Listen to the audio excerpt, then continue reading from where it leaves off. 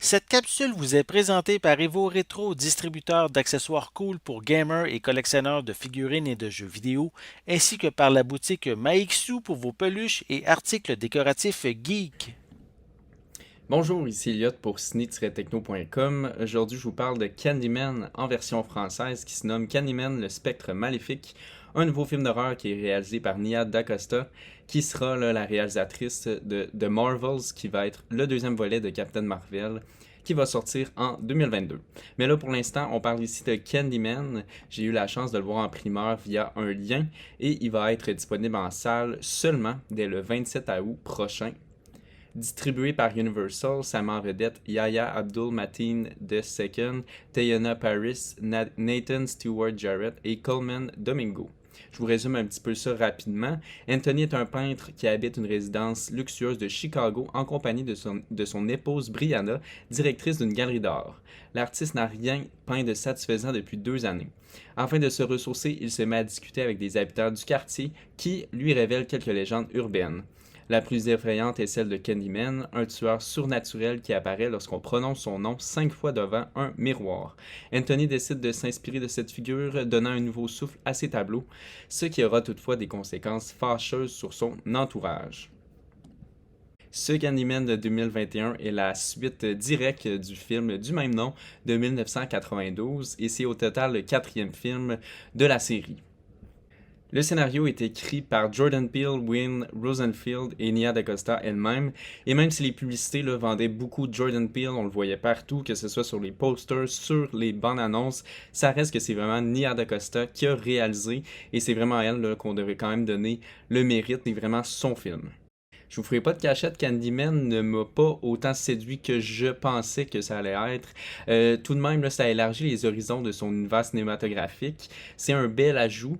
Il y a des opinions politiques tranchées de grande importance qu'on pouvait s'attendre à ce genre de film, mais ces éléments-là s'entremêlent un petit peu trop avec d'autres éléments du scénario, ce qui donne une histoire pas très claire par moment. Dans ce deuxième long métrage de Nia DaCosta, Candyman, le personnage visuellement fait réellement peur.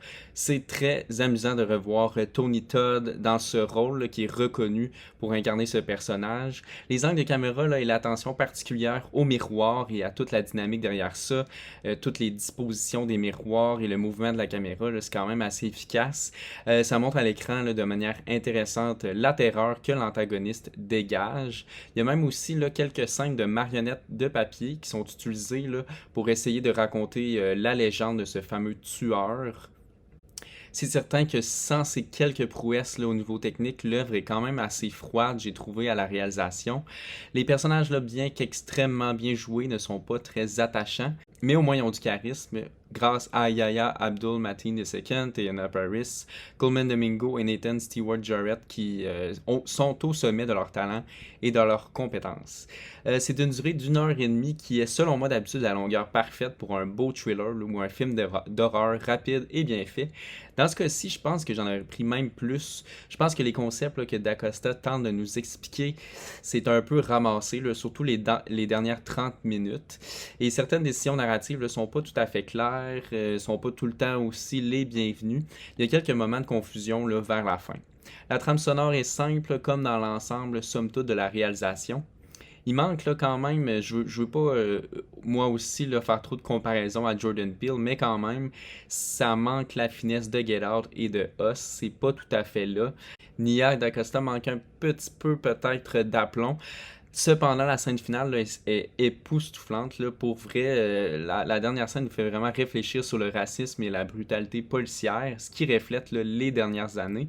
Puis même après le visionnement, j'ai pas mal dû réfléchir à cause de justement cette dernière scène, sur certains points de l'actualité, mais aussi sur certains points du film.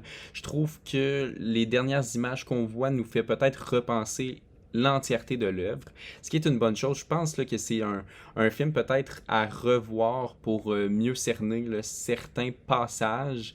Il y a certaines subtilités qui pourraient amener de nouvelles impressions quand même assez intéressantes. Ça reste que la réalisatrice voulait tout nous donner pour la finale, mais on dirait qu'elle manquait un petit peu elle nous a oublié un petit peu vers le milieu. C'est un film assez lent, et long avant qu'on embarque, et il est déjà peut-être trop tard des fois quand on est embarqué. Mais au niveau casting, j'ai apprécié là, de voir Teyonah Parris qui joue Monica Rambeau dans la série WandaVision sur Disney+, et de l'autre côté Yahya Abdul qui joue Black Manta dans Aquaman pour DC. Donc de voir ces deux acteurs-là réunis pour avoir là, des rôles un petit peu plus dramatiques, ça nous a permis de voir d'autres facettes de leur jeu et de voir là, à quel point ils sont excellents dans ce qu'ils font. D'une durée de 91 minutes seulement, Candyman ne se démarque pas du lot comme il aurait dû. Il est peut-être pas aussi raffiné qu'il prétendait être, mais une excellente distribution là, ajoute à la série de films et ça fait quand même réfléchir malgré là, quelques petits moments un petit peu plus basiques. Pour tous les fans d'horreur, ça peut quand même valoir la sortie au cinéma. Faites attention de ne pas dire Candyman 5 fois devant un miroir, ça pourrait être très fatal. Et merci, je m'appelle Elliot et je vous souhaite un bon visionnement.